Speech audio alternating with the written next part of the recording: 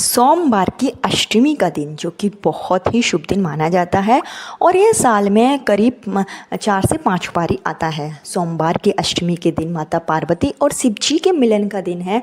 ऐसे में सोमवार की अष्टमी के दिन जो भी भक्त शिव भगवान के सामने बैठकर अपनी मनोकामना पूर्ति के लिए विनती करता है, उपाय करता है, कुछ नियम अपनाता है तो आपके जो भी मनोकामना होती है वो बहुत जल्दी पूरी हो जाती है।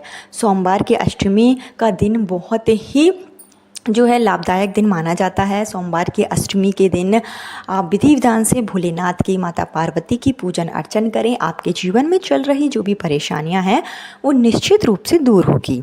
वैशाख का महीना चल रहा है और वैशाख के महीने में सोमवार की अष्टमी 21 अप्रैल को है। 21 अप्रैल सोमवार का दिन बहुत ही शुभ दिन माना गया है। इस दिन उत्तर आषाढ़ नक्षत्र रहेगा और साथ ही साथ सर्वा सिद्धि योग के साथ में सिद्धि योग रहेगा जो कि बहुत ही शुभ योग माना जाता है।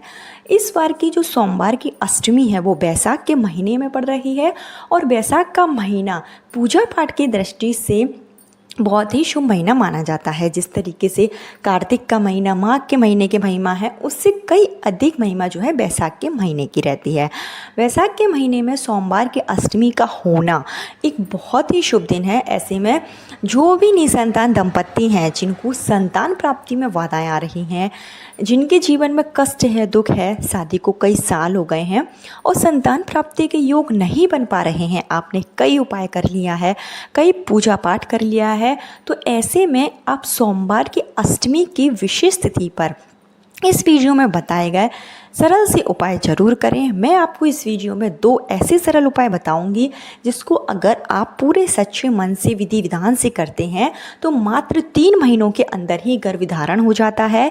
महिलाओं को किसी भी तरीके की कोई परेशानी है, गर्भ संबंधी परेशानी है, गर्भधारण होता है, बार बार मिसकैरेज हो जाता है, इस तरीके की अगर कोई भी परेशानी है आपको तो सोमवार की अष्टमी के दिन उपाय जरूर करें। यह सोमवार की अष्टमी बहुत ही शुभ अष्टमी मानी गई है क्योंकि उत्तर आषाढ़ नक्षत्र है और इस नक्षत्र में आप वंश वृद्धि के लिए, पुत्र प्राप्ति के लिए जो भी उपाय करेंगे वो निश्चित रूप से कारगर होगा। अगर आपके घर में लगातार कन्या ही कन्याएं जन्म ले रही हैं, आप चाहते हैं कि आपको एक पुत्र की प्राप्ति हो, तो उस स्थिति में भी आप सोमवार की अष्टमी के दिन यह उपाय कर सकते हैं। उपाय जो है शिव पुराण में निहित है, हमारे पूजनीय गुरु जी की कथा से लिया गया है। कथा को ध्यानपूर्वक सुनकर ही आपके लिए यह उपाय लाया गया है। तो इस उपाय को पति पत्नी दोनों मिलकर अगर करते हैं तो बहुत ही शुभ माना जाता है। उपाय बहुत जल्दी कारगर हो जाएगा। नहीं कर सकते हैं दोनों मिलकर, पति या पत्नी में से कोई भी एक व्यक्ति अगर इन उपायों को करे, पूर्ण समर्पण भाव के साथ करता है तो निश्चित रूप से संतान की प्राप्ति होकर ही रहती है। हेलो दोस्तों, मेरा नाम है श्वेता तिवारी और आपका मेरे चैनल धर्म ज्ञान पथ में स्वागत है। अगर आपको यह वीडियो पसंद आए तो वीडियो को एक लाइक जरूर करें। साथ ही साथ चैनल पर पहली बार आए हैं तो कमेंट बॉक्स में हर हर महादेव, ओम नमः शिवाय जरूर लिखें, जिससे कि भोलेनाथ की कृपा आप पर और आपके पूरे परिवार पर हमेशा के लिए बनी रहे। 21 अप्रैल को सोमवार की अष्टमी तिथि की जो शुरुआत है वो 20 तारीख को रात्रि में 7:01 पर होगी और इस तिथि की समाप्ति 21 तारीख को शाम के समय 6:52 पर होगी। ऐसे में उदय तिथि के अनुसार जो सोमवार की अष्टमी का व्रत रखा जाएगा, जो उपाय किए जाएंगे वो 21 अप्रैल सोमवार के दिन होंगे। इस उपाय के लिए आप सुबह जल्दी उठें, सूर्योदय से पहले उठकर स्नान आदि करके साफ सुथरे वस्त्र धारण कर लें। अगर आप सोमवार का व्रत रखते हैं तो व्रत जरूर रखें, नहीं रखते हैं तो आप सिर्फ साधारण सा उपाय कर सकते हैं। इसके लिए आपको जाना होगा शिव मंदिर में। जो मैं आपको पहला उपाय बता रही हूँ वो आपको सुबह के समय करना है। सुबह यानी कि 12 बजे से पहले आप इस उपाय को कर लें। इसके लिए आप पूजन की सामग्री तैयार करें। जो शिव भगवान की प्रिय चीज़ें हैं, अपनी क्षमता के अनुसार, अपने सामर्थ्य के अनुसार एक पूजन की थाली तैयार कर लें। उसमें आपको एक शुद्ध देसी घी का दीपक तैयार करना है जो गोल बाती का आपको करना है और इसके साथ ही 1 लोटा अपने घर का जल लेकर शिव मंदिर में आप जाएंगे और विशेष मनोकामना पूर्ति के लिए आपको जो उपाय ज़रूरत होगी उसके लिए आपको लेना है 1 31 चावल के दाने, 31 चावल के दाने आपको लेना है। जो चावल के दाने लेंगे वो साबुत होना चाहिए, टूटे ना हो, इस बात का विशेष ध्यान रखें। इसके साथ ही आपको लेना है 31 हरा मूंग, जो खड़ा मूंग की दाल आती है, खड़ा मूंग, वो आपको 31 की मात्रा में लेना है। और इसके साथ ही आपको लेना है 31 बेलपत्र। जो आप बेलपत्र लेंगे वो कहीं से भी कटी पिटी नहीं हो, इस बात का भी विशेष ध्यान रखें। स्वच्छ आपको 31 बेलपत्र लेना है और ये तीनों चीज़ें लेकर आप जाएं शिव मंदिर में। सबसे पहले जब आप शिव मंदिर में जाएंगे तो शिव मंदिर की जो मेन चौखट होती है वहाँ पर आपको 31 चावल के दाने अपनी दाहिनी तरफ, यानी जहाँ से आप एंटर करेंगे उसके दाहिनी तरफ आपको ये चावल के दाने रख देना है और अपनी मनोकामना, अपना नाम और गोत्र आपको बोलना है। संतान प्राप्ति की कामना है, पुत्र प्राप्ति की कामना है, तो वो भोलेनाथ से आप विनती करेंगे। और इसके साथ ही जो आप दीपक लेकर गए थे वो भी आपको मंदिर की चौखट में ही जला देना है। इसके बाद में आप मंदिर में जाएंगे। जो मंदिर में नंदी भगवान होते हैं, नंदी भगवान का जो उठा हुआ पैर होता है, वहाँ पर आपको 31 जो हरा मूंग आप लेकर गए थे वो आपको उस जो खड़ा हुआ जो पैर होता है उठा हुआ, उस पैर के पास में आपको 31 हरा मूंग रख देना है। और रखते समय आपको नंदी भगवान के कान में, जो नंदी भगवान का बायां कान है, वहाँ पर आपको अपनी मनोकामना बोलनी है। संतान प्राप्ति, पुत्र प्राप्ति, जो भी आपकी कामना है, जिस भी कामना के साथ में आप उपाय कर रहे हैं वो आप नंदी भगवान के कान में बोल दें और नंदी भगवान से विनती करें।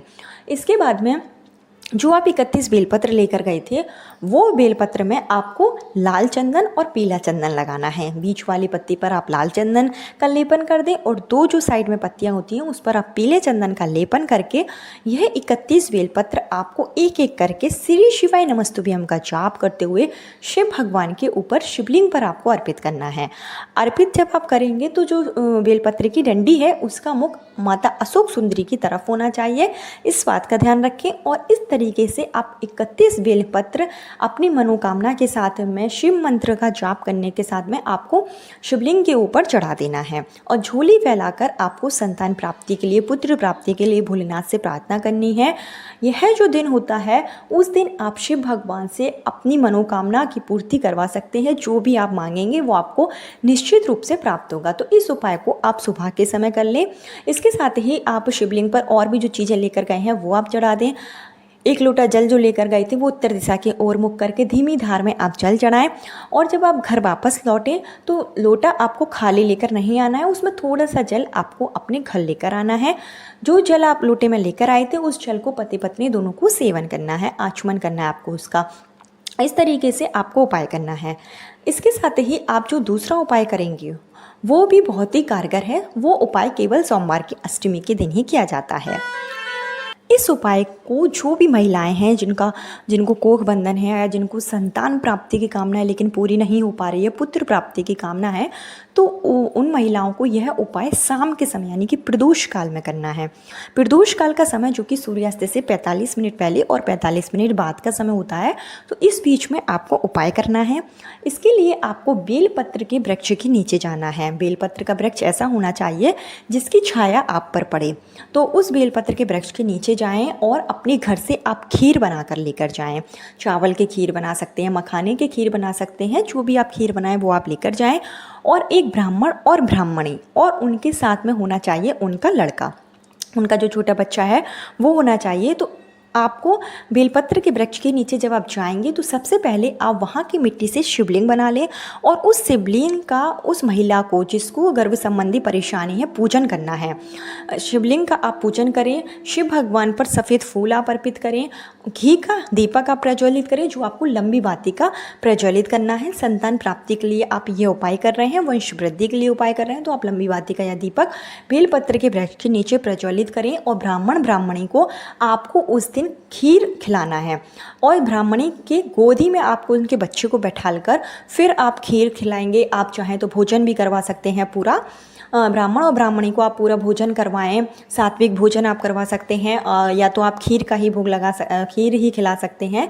ब्राह्मण और ब्राह्मणी और उनके बालक को आपको खीर का भोग जो है खिलाना है। और उसके बाद में उनकी थोड़ी सी जो झूठी खीर है वो आपको मांग लेनी है। यानी जो भी महिलाओं को गर्भ संबंधी परेशानी है वो खीर जो है ब्राह्मण ब्राह्मणी की झूठी खीर लेकर वहीं बेलपत्र के वृक्ष के नीचे आपको यह खीर खानी है।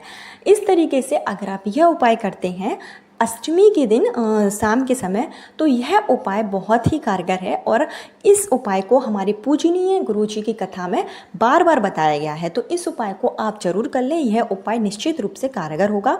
इसको आप 21 अप्रैल सोमवार की अष्टमी बैसाख के महीने के दिन जो भी महिलाएं करती हैं वो निश्चित रूप से गर्भवती होती हैं और उन्हें जो संतान की प्राप्ति होती है वो संतान बुद्धिमान होती है, दीर्घायु होती है, कुशाग्र होती है।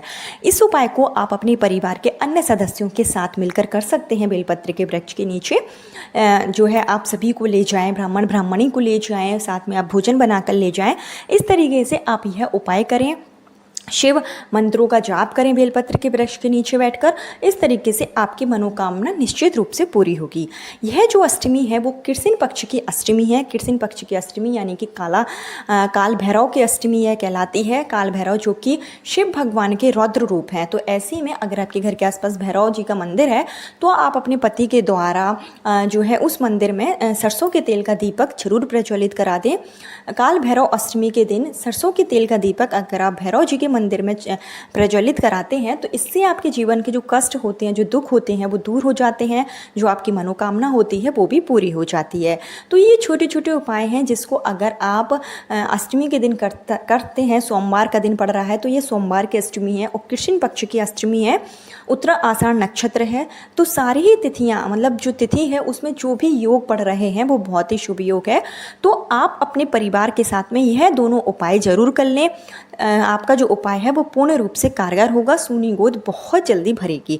कल फिर मिलती हूँ नई वीडियो।